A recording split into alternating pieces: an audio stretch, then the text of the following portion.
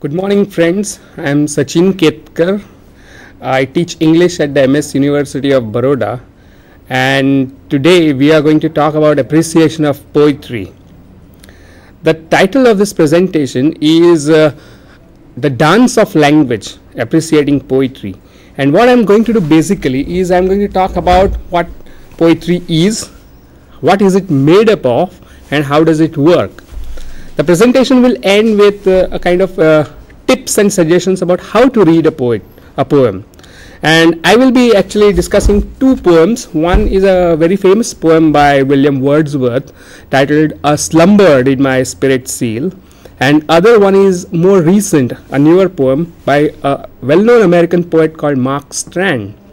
And the title of the poem is Eating Poetry. So what we are going to do today is basically we are looking at how poetry is the way language dances and how poetry is to be eaten. So let's have a look at this topic. Friends, in the broadest sense, poetry or literature is art of using language. And when I say art, philosophically speaking, art would mean the ways in which we expand and diversify the ways of seeing and ways of being in this world. It's a very abstract notion, so let's keep it aside for a moment. If you look around us, poetry is everywhere. Though in our classrooms, poetry is not very popular, poetry is actually everywhere. If you look at our film songs, if you look at our religious literature, if you look at our devotional songs, if you look at our film songs, if you look at songs when the television serial starts, if you look at advertisement jingles, if you look at lullabies, if you look at folk songs, if you look at garba, everywhere it's poetry that is around us. Poetry surrounds us, and that is the reason why we study it carefully. It's very important to understand poetry if you want to understand our culture, or any culture for that matter. So let's start looking at poetry. The intention of this discussion is that we are going to understand the ways in which poetry works, and the ways in which poetry dances, and the ways in which poetry can be read. So let's have a look at the slideshow and small slide presentation that I have brought along. So let's have a look. I'm going to use two ideas before we start discussing poetry. First is the etymological definition of poetry. The word poetry is taken from the Greek poetica, which is derived from the words poenin, which means to make. Hence, poetry is something that is made, constructed, artificial. And the ways in which a poem is made are called poetic devices. Poetry is something that is made. This whole idea of poet as a maker is something that we should keep in mind when we look at poems. So this is the first idea, that poem is something which is made. Let's look at another idea which I am going to use in my presentation. This insight, a very powerful insight into poetry, comes from a well-known French poet named Paul Valéry. He makes a very useful and important distinction between prose and poetry. He says, poetry is to prose as dancing is to walking. This is a very interesting phrase that he uses. Poetry is to prose as dancing is to walking. He says in his lecture called Poetry and Abstract Thought, 1939, a lecture given at Oxford. So what does it mean? What does Valéry mean when he says that poetry as dance? Valéry means that prose, and discursive prose in particular, is largely about conveying message or information, and hence it's goal directed. When we say prose is like walking, it means that it has to reach from point A to B or D. It is linear in direction. It has got a straight direction. So prose usually moves in straight direction from point A to point B, and the whole idea behind prose is to reach a particular point in space and in time. On the contrary, poetry is not about going anywhere. Poetry is not basically about giving information or conveying some message. Poetry is not goal directed like prose. It does not have a fixed location to reach. It has got no station to reach. It may start from point C and go to E and come back to A, right? Non-linearly, like a dancer. Dancer goes around in circles. The way dancer occupies the stage is the way language occupies stage in poetry. The use of language which has these twists and turns are called tropes or figures of speech. The word trope literally means twist and turns. So poetry is made up of these twists and turns, and that is why it dances. So how does a poem dance? Poem dance because it uses turns, twists and tropes. So these are the two insights that I am going to use in my analysis of poetry. I think these are very useful distinctions to make. Hence, in today's presentation, we will discuss what is poetry made of and how it dances. Let's look at this poem in greater detail. We'll look at this as a poem that is to be analyzed in our present discussion. This is a very famous poem by William Wordsworth, and the title is the first line of the poem, "A slumber did my spirit seal." And I suggest, if your friends, if you are having your notebooks with you, you can copy this two stanza poem in your notebooks, because we are going to use it extensively for our discussion. The poem is something like this: "A slumber did my spirit seal. I had no human fears. She seemed a thing that could not feel the touch of earthly years. No motion has she now, no force. She neither hears nor sees. Rolled around in earth's diurnal course, with rocks and stones and trees." So this is a two stanza poem, a very famous poem by Wordsworth, and we are going to look at this poem in detail for our analysis.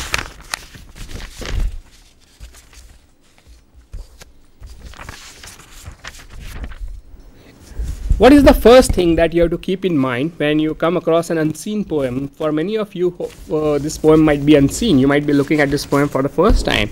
So when you encounter a new poem, then some things that you have to keep in mind, that though a poem is formally distinguished from narrative or a story, each poem consists of a story in it.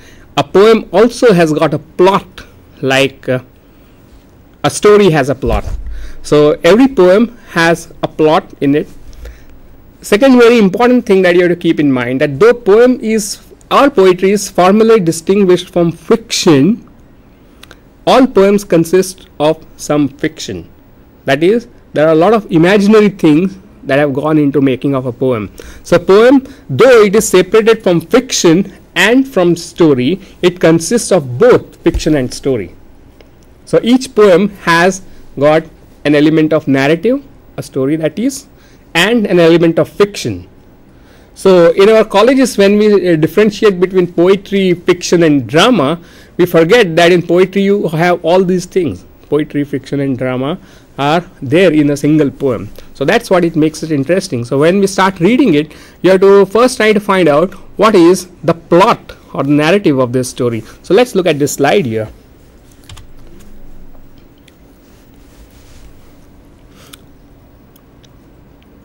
Very often, the speaker in the poem is one of the characters in the story which a poem tells. So if you look at this poem once again, there is a speaker in this poem, and it's a very important thing to distinguish or differentiate between a speaker in the poem and actual poet. And the reason is because a poem is also a fictional construct. The speaker in the poem may or may not be same as the poet. So when we write answers in exams, it's very important that we don't use words like a poet says this, a poet says that. Instead of that, we should use words like the speaker in the poem says this and the speaker in the poem says that. So that's one of the reasons why we should use this phrase, the speaker. Another term for speaker is also called persona. Persona is what is meant by mask. The speaker of the lines of the poem is commonly mistaken for the poet as a real person. In fact, the speaker in the poem can be very often be a mask or a fictional character or a voice, and this character which is speaking in a poem is called persona. Hence, it's a very good idea of not using the poet says approach while discussing poetry and literature. In the Wordsworth poem we have seen, the story is about a lover who believes that he was asleep when he thought his beloved was not mortal and hence earthly, but wakes up to find her dead and one with nature. The story of the spiritual awakening and the shock and the grief of this awakening is crucial for comprehension and understanding of this poem. So what is the story of this poem? The story of this poem, I am going back to poem once again, is that the speaker believes that his beloved is not touched by nature or is not touched by earthly years. Let's look at the poem once again because I am going to keep it in front of you. In the first stanza, the speaker says that his beloved is not touched. He thinks that his beloved is not touched by earthly years. She is above mortality and death, and he had no human fears. But in second stanza, the speaker has all of a sudden woken up to find that his beloved no longer lives, but has become part of the nature. In fact, when she is buried, she has become part of the earth, and she does not have her own motion, her own force. She cannot hear, she cannot see, but she is rolled around in earth's diurnal course. The word diurnal means daily rotation of earth. So she is rolled around in earth's diurnal course with rocks and stones and trees. So from first stanza is a speaker who is unaware of his beloved's mortality. Second stanza, the speaker becomes aware, and this is a kind of spiritual awakening that takes place. Let's look at the formal organization of this poem. I'm going to keep this slide in front of you for a while. Look at this poem. You will see that it's divided into two parts. Prose, when it is divided into parts, it's called paragraph. But when a poem is divided into parts, it's called stanza. So 4 lines here, first 4 lines and second 4 lines are 2 stanzas in the poem. Most of the traditional poetry is written in meters and rhymes. If you look at words like fears, years, seal, feel, force, course, seas, trees, these words are called rhymes because they are similar in sound. The last syllable of this word is similar in sound. And the arrangement of this rhyme is called rhyme scheme of a poem.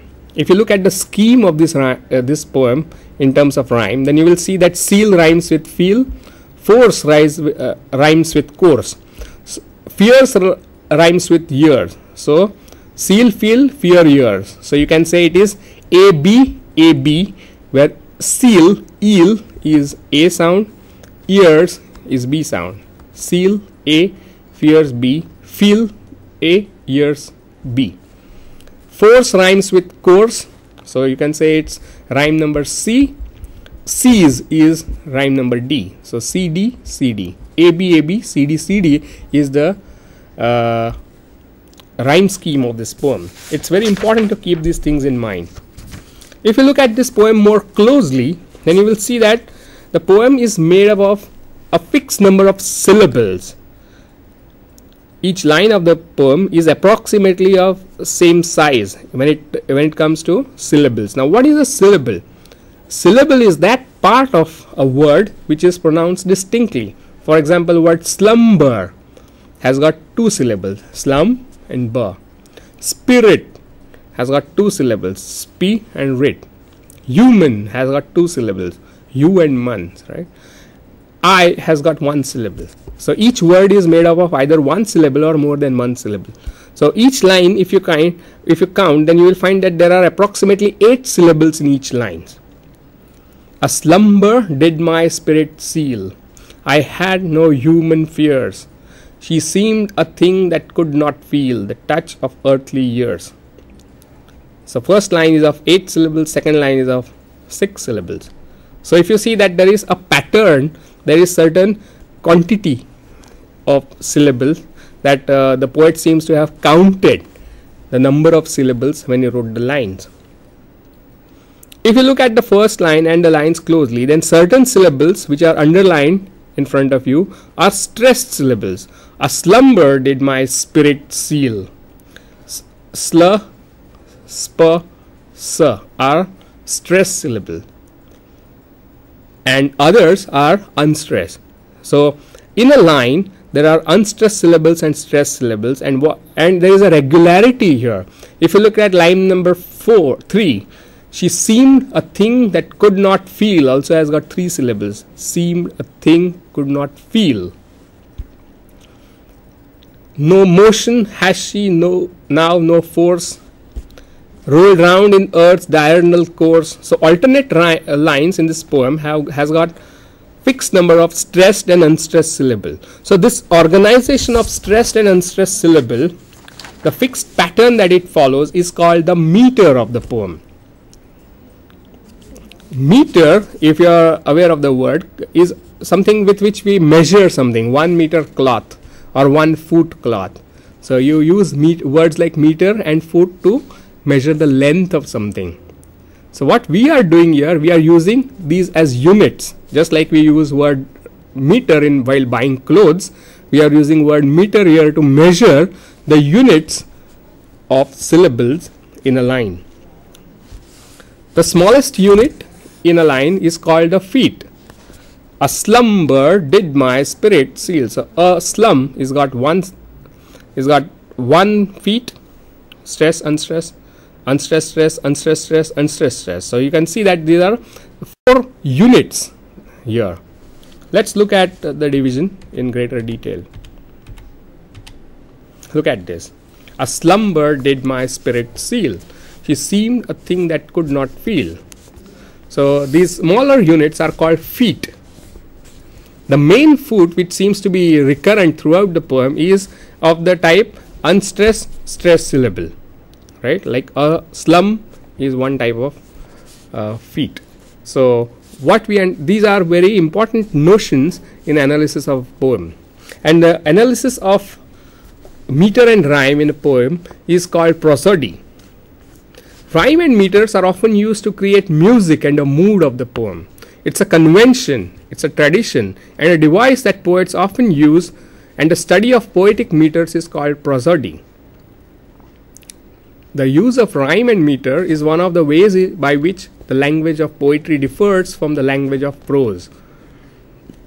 This is one of the major distinctions between the language of poetry and language of prose. But at the same time, you have to keep in mind, most of the traditional poetry is in rhyme and meter, and most of the modern poetry seems to be avoiding this kind of fixed patterning of syllables and rhymes. So it follows what is known as free verse. The poem is an elegy or a literary form that conventionally mourns or laments the death of someone close to the speaker. There are many sub-forms or sub-genres of poetry, like the epic, a huge poem, a huge story with many sub-stories in it, like the Mahabharata, the Iliad, Odyssey, the Ramayana, the sonnet, the ballad, the dramatic monologue, and so on. So these are various sub-genres of poetry. So what we have seen till now is the metrical and rhyme patterning that goes on in poetry, and this kind of patterning and rhyming constitutes what is called verse, V-E-R-S-E, verse. It's very important to keep in mind that all verse is not poetry and all poetry is not in verse.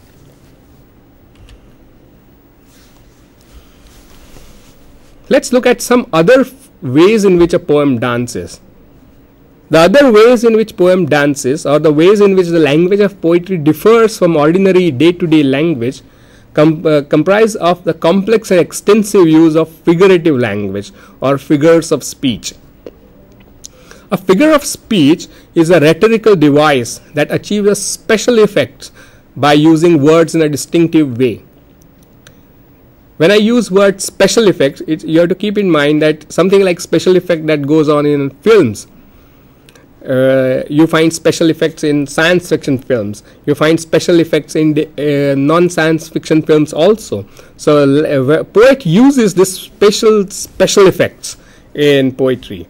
So what are these special effects? I'm not going to list all of them because the list is too long. I'm going to look at some of the very important figures of speech in our discussion today. If you look at the first line of the poem, the sound S, is repeated, slumber, spirit, seal. And this repetition of consonant sound is a figure of speech called alliteration. R sound in the second last line, rolled round in earth's diurnal course, is another example of alliteration. Alliteration is when you repeat the same syllable over and over again in a poem. It's a figure of speech. But if you look at this figure of speech, this is figure of speech where sound is used in a particular way. And in ancient Sanskrit aesthetics, this kind of figures of speech of sounds were called Shabdalankar. Let's look at very important figure of speech. One of the most important figures of speech in poetry is metaphor. Metaphor is comparison between two different contexts and things without use of comparing words like or as, and this kind of comparison, this kind of analogy is called metaphor. When the comparison which uses words like and as, the direct kind of comparison is called a simile. So simile and metaphor are very common figures of speech. The first line of the poem, there is a comparison between the speaker's ignorance of his beloved's mortal nature and sleep or slumber which sealed the speaker's spirit. So sleep is metaphorical. It's not real sleep that he is talking about, but he is comparing his ignorance.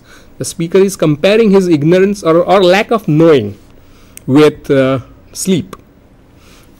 So this comparison, implicit comparison, is called metaphor. It's one of the most important figures of speech in a poem. So we have seen alliteration, we have seen metaphor, simile. Now let's look at the next figure of speech. The last line of the first and the touch of earthly years is yet another metaphors in this poem. Very important figure of speech is image and what is known as imagery. Image is a verbal representation of a sensory experience, the experience of sight, smell, touch or taste. This experience is represented verbally in words, or of an object that can be known by one or more senses like sight, smell, touch and taste. This representation is called an image. Imagery is vivid descriptive language that appeals to one or more than one senses. Let's look at some of the images in the poem. The description of speaker's dead beloved as being rolled round in earth's diurnal course with rocks and stones and trees is an example of imagery. Imagery gives rise to pictures in our mind, the visuals that we get as if we are watching a film inside our mind when we read a poem, or as if we are watching a television program in our mind, or while we read a novel. This is called imagery. Imagery can be not just visual, but also it might be olfactory related to smell, tactile related to touch, and it can be also be related to taste. So poetry consists of very vivid imagery. The visual picture in our mind of earth revolving around the sun and consequently the body and soul of the speaker's beloved revolving around rocks, stones and trees suggests her as becoming one with nature after her death, unlike the poet. The next figure of speech after alliteration, metaphor, simile and imagery, the next figure of speech that we are going to look at, very important one, is what is understood as irony. The speaker's description of his beloved as having no motion or force and she is revolving with earth around the sun actually implies she is dead and speaker cannot be one with her. This is also because the speaker, unlike his beloved, was always alienated from nature. This mismatch between what is said and what is meant is an example of irony. In irony, there is a great mismatch between what is said and what is meant. One of very common forms of irony is sarcasm. So when you go back home to your parents with your report card and you have scored 35% and your father say, what excellent result, it's sarcasm. It's a form of irony. The speaker's opinion that it was because of the slumber which sealed his spirit, that he felt that his beloved was untouched by earthly things like mortality, is ironic. Because it's not really the slumber, but his desire that his beloved should not be touched by death, as he loves her deeply, that has made him blind to the fact that she is also human being, and in spite of the fact that he loves her, she is also prone to death like all of us. So this is irony here. There is a mismatch between what is said and what is meant. In fact, it can even be opposite at time. Let's look at the next very important figure of speech, and that is a symbol. So in the beginning we started with what is a poem made of. When we said one of the etymological definitions of poetry is that it is made, it is constructed.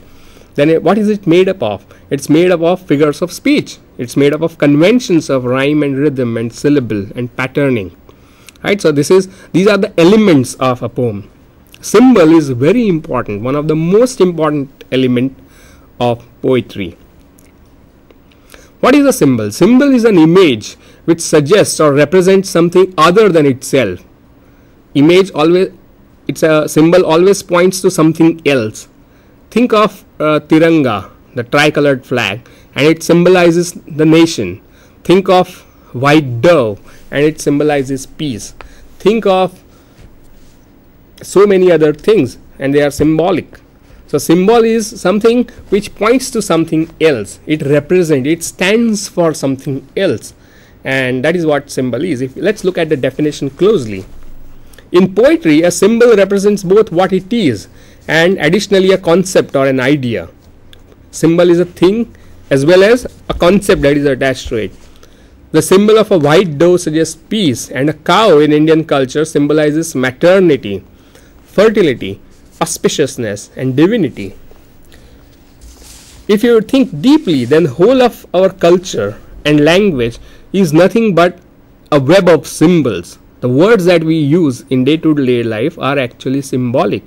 So when I say word tree, then the word tree stands for the actual tree. So it stands for. So the words are symbolic. So culture and language is essentially a network of symbol. This is a very important fact to be kept in mind when we look at poetry. And let's look at poetic symbols in the poem. Let's look at what symbols are there in the poem. Slumber, for instance, stands for the lack of knowing on the part of the speaker. It's a symbol. Slumber is a kind of sleep. So we look at this poem and we look at some of the most important components of this poem, and we found that it is full of these commonly found elements in poetry, like rhythm, like meter, like symbol, like irony, like imagery, like use of metaphors and similes. So you can see this is what the poem that we are looking at is made up of. Now I want you to have a look at another poem, lesser known but very fascinating, and I want you to read this poem. Let's look at the next poem here. This poem is called Eating Poetry by a very famous American poet, Mark Strand. Let's read this poem. Ink runs from the corners of my mouth. There is no happiness like mine. I have been eating poetry. The librarian doesn't believe what she sees. Her eyes are sad and she walks with her hand in her dress. The poems are gone. The light is dim. The dogs on the basement stairs are coming up. Their eyeballs roll. Their blonde legs burn like brush. The poor librarian begins to stamp her feet and weep. She does not understand. When I get on my knees and lick her hand, she screams. I am a new man. I snarl at her and bark. I romp with joy in the bookish dark. You can see that this is a very recent poem, and a very interesting one, where the speaker is actually talking about his experience of eating poetry. So you can see that this poem is basically metaphorical one, where the act of reading or relishing or enjoying poetry is compared to the act of eating or relishing something like food. So there is an analogy, implicit comparison here. So this is basically a metaphorical poem, and metaphor is one of the most important figures of speech here. Let's look at some other important figures of speech in the poem. If you look at this poem, then there is no such division of stanza like the earlier one. Instead, you have very uneven stanzas. It's not regular 4-line stanzas as the earlier poem. If you look at the lines of this poem, then they are of unequal length, which suggests that there is no fixed metrical pattern in this poem. There is no rhyme. There is no rhyme scheme in this poem.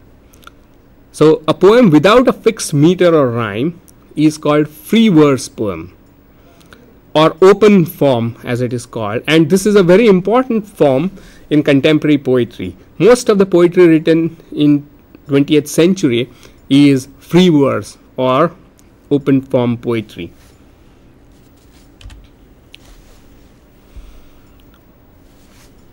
The language of this poem is not fixed rhythmical sing-song fashion language, but the language that we use in our day-to-day life. The rhythms of this poem are actually colloquial day-to-day rhythms of language. The language which the poet seems to be using is the language of day-to-day life, and this is a major difference between traditional poetry and modern poetry. Traditional poetry use a certain kind of artificial language, while modern poetry tries to come closer to day-to-day life language. That's a very important distinction to be kept in mind. Let's look at the images in the poem. The images of ink running from the corners of my mouth. The speaker has eaten poems and the ink is coming down from the corner of his mouth is a very striking image. Look at the image of the dogs with blonde legs burning like brush. These images are very striking for their visual appeal. When we read this line, immediately the picture of somebody eating poetry and the ink dripping from corner of his mouth comes to our mind. When he speaks of the dogs with blonde legs, then we immediately see the dogs in our mind with their blonde legs. So this visual imagery is very striking. The speaker also talks of the librarian who is horrified at the idea of eating poetry and the sinister transformative power it has on the reader who is the speaker. What happens towards the end of the poem, if you look at the poem once again, then toward the last stanza, what does the speaker in the poem say? She does not understand. When I get on my knees and lick her hand. The speaker has started licking her hands like a dog. She screams, I am a new man, the speaker says. I snarl at her and bark. I romp with joy in the bookish dark.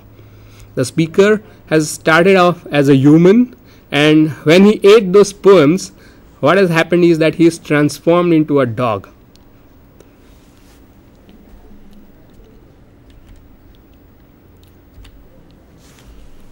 This transformation is metamorphosis, technically known as metamorphosis. The experience of reading and relishing poetry transforms the reader into something almost non-human like dog, into which the speaker is transformed by the end of the poem. The irony of the poem emerges when the speaker is a new man, while actually he is behaving like a dog. So he is saying one thing, I am a new man, and actually what has happened is he has turned into a dog. Now this mismatch is called irony. He is actually on his knees licking the librarian's knees, snarls and barks at the librarian. The contrast between the human beings and the dog is symbolic one. Contrary to the humanist belief about literature as humanizing, humanist theory of literature says that literature has got a humanizing influence. The poet seems to indicate that its sorcerous power turns human being into primitive non-human being. This anti or non-humanist perception of art is characteristic of the postmodern literature. So the poem that we are reading is very typically postmodern, because it says that something, after reading poem, you don't become necessarily a better person, but probably you reach into your primitive source of your being and your existence, which unites you with the dog. So poetry becomes a transformative kind of effect on the reader. Now if you see the earlier poem, that poem is also about transformation, but it's in a different sense.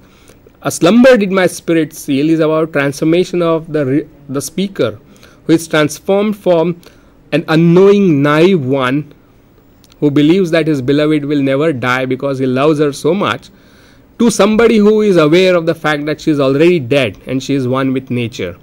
So this knowledge for the speaker brings about his transformation, while in this poem the speaker is transformed into a dog.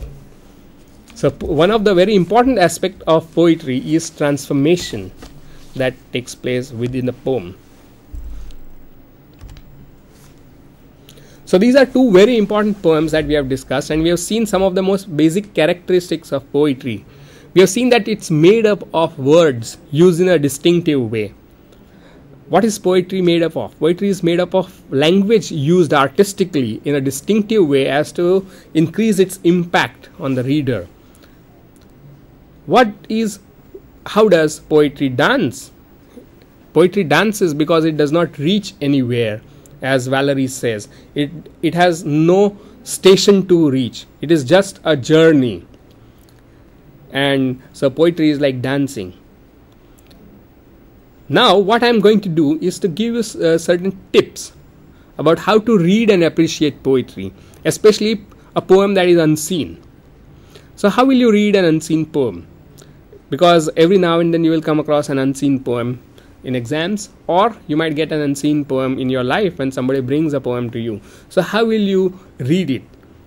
What are the ways of reading the poem? So let me give you some basic tips about reading a poem. How to read and appreciate. Let's look at this slide. Though there is no one fixed way of reading poetry, here are some tips for analysis, comprehension and appreciation of poetry. The best way to do it is by asking questions as we go along reading. Better we get at asking questions about the poem, better we get at reading, analyzing and enjoying poetry. The skills of asking questions to poetry comes with a lot of practice and interest. So whenever you come across a new poem, you have to keep on asking questions to yourself as you go along reading a poem. And whatever questions that come to your mind, whatever observations that you make about the poem, you can jot them down on the margins with a pencil. So this is one way of reading poem. This is not the only way, obviously. So here are some tips about how will you read a poem. Obviously, when you get an unseen poem, first thing that you will notice is the title. Now title is not something that is put on the top of a poem. Title has got a very important function in a poem, and we have to ask ourselves, what is the function of title? What does title do? Very often title may lead you to the theme of the poem, the basic subject. Very often the title may mislead you. Very often the poets are ironic in their selection of title. For example, Eating Poetry is about transformation that takes place after you read a poem. Has got an ironic element to it.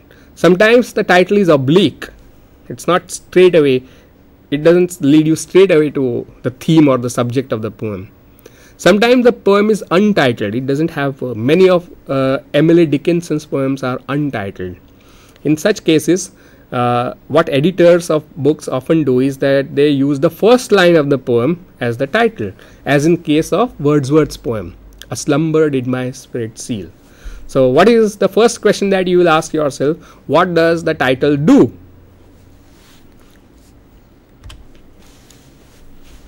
Now what will you do? The second question is you try to guess the character of the speaker. Who is speaking in this poem? This is the question, the second question that you will ask yourself. Who is speaking these lines?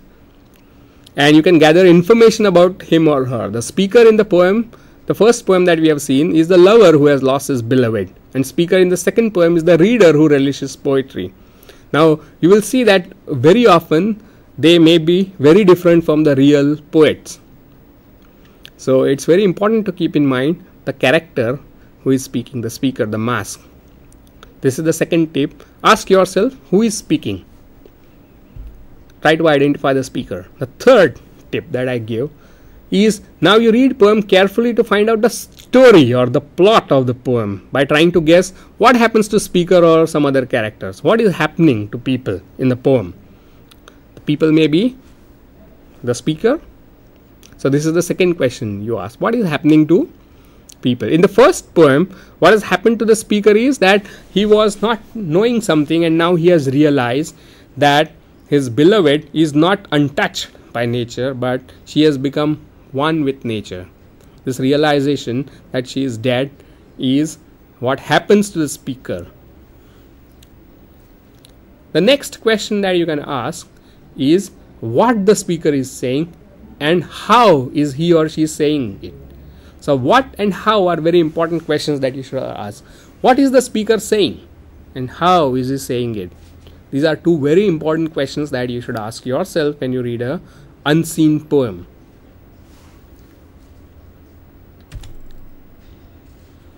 The speaker in the first poem is awakened by the grief due to the death of his beloved. The characters of both speaker and his beloved are transformed.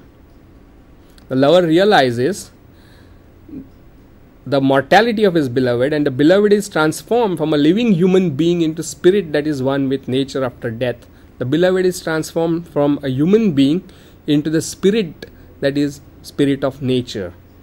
In the second poem, the speaker is transformed into a dog to the librarian's horror. When you ask yourself how the speaker is saying, then in the second poem, the speaker is becoming ironic.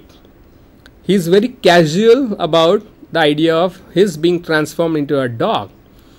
The poem very closely resembles a very famous short story by a short story writer named Kafka. In Kafka's story called A Metamorphosis, one of the main characters in the story, Gregor Samsa, he wakes up and he finds that he has turned into a beetle. And the whole story is about him turning into beetle and what happens to him. And the whole story is told in a very matter-of-fact, very ordinary way, without making much fuss of him turning into a beetle. So the second poem resembles Kafka's short story. So what the speaker in the second poem seems to imply is that the poem is not a very safe thing. If you read it, you can go back to very dangerous areas of your life. After asking these questions, ask some other questions to the poem. Ask yourself, is it divided into stanzas? Are the stanzas regular? How many lines does each stanza consist of? Sometimes stanza may have 3 lines. It's called 3 lines regularly. It's called tercet, 3 line stanzas. It may have 4 line stanzas being repeated. It's called quartine. And you have to ask whether stanzas are regular or not. Let's look at the slide for some other questions. Does the poem have fixed metrical patterning? Many poems are written in a meter and rhyme. Many poems are not. The first poem is written in iambic pentameter. It's not pentameter, I'm sorry. It's 4 feet in first line, 3 feet in second line, which is very similar to ballad form. The second poem is written in the free verse format and it has got no fixed metrical pattern.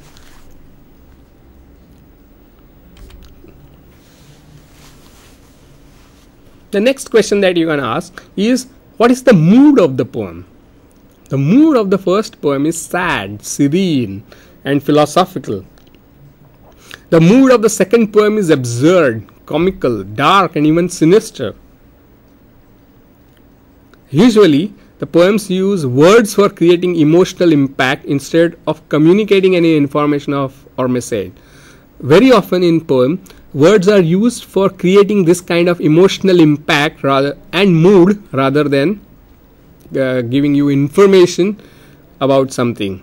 So this is how language of poetry differs in its intention from language of prose.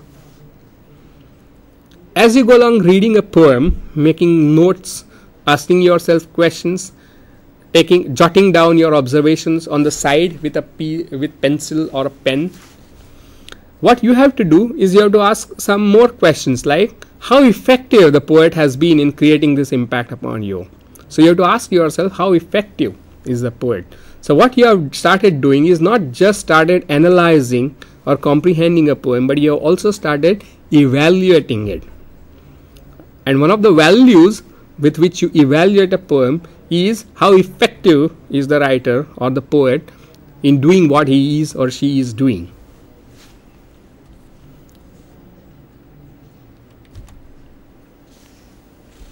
Then you go on asking yourself question, how does the poet use the figures of speech and other devices in the poem? Look at the images, metaphors and symbols in the poem. How well does the poet use irony? Irony, again I'm just recalling what I have said. Irony is mismatch between what is said and what is meant. It's very similar to what ancient Indian Sanskrit poeticians called vakrokti, where there is a deviation between what is meant and what is said. There is a gap, there is a mismatch here. So irony is when you say one thing and what you mean is not exactly what you said, or it may in fact be absolutely opposite of what you said, as it happens in sarcasm. So there is a mismatch, and this mismatch is called irony. So how well has poet succeeded in creating this kind of indirect way of, oblique way of saying things? Let's look at the next question here. Please look at the slide. Yeah.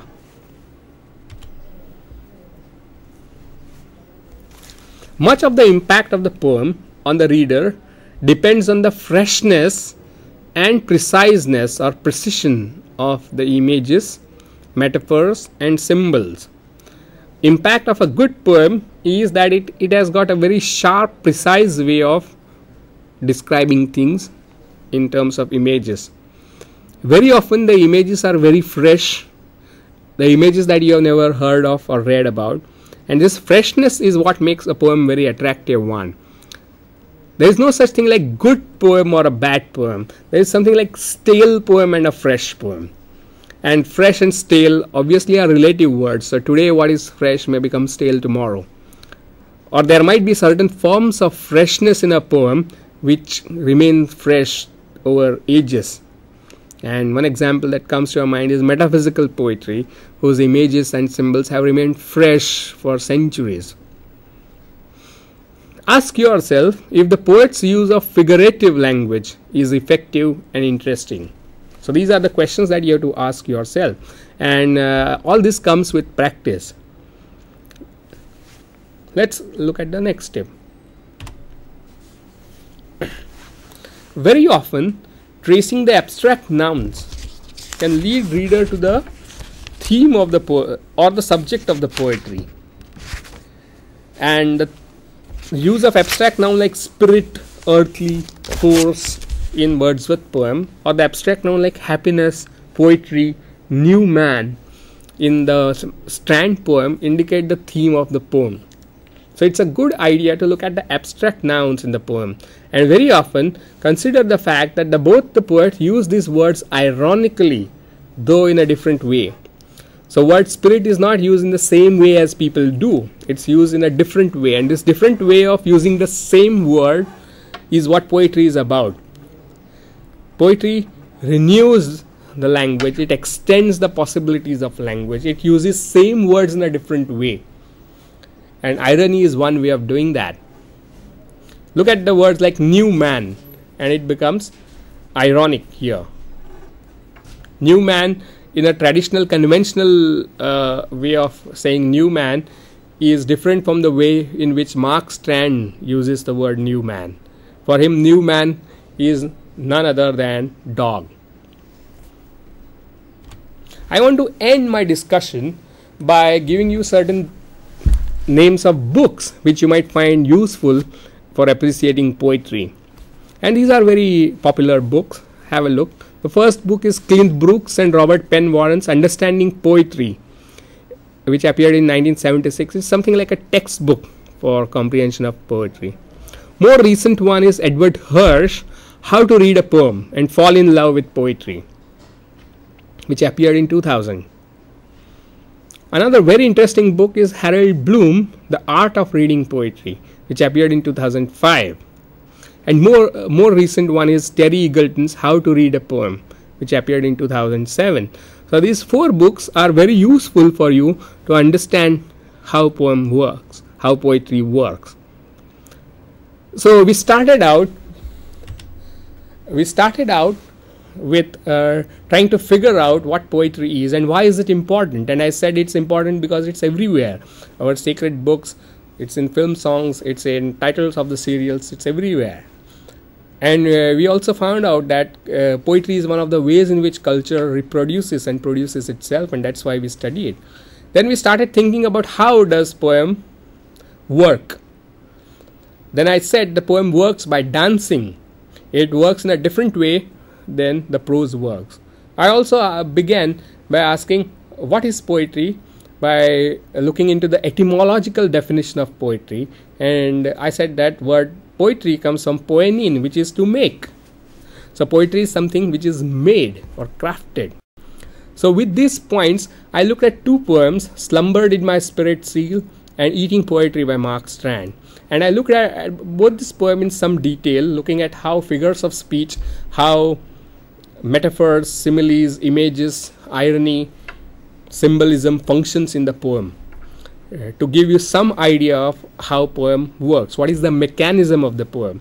And I hope that this discussion has actually made you more interested in reading poetry, and I'm sure you will go into your classroom next time with more interest when you are attending a poetry classroom. So thanks a lot for listening to me, and this is where I stop. Thank you.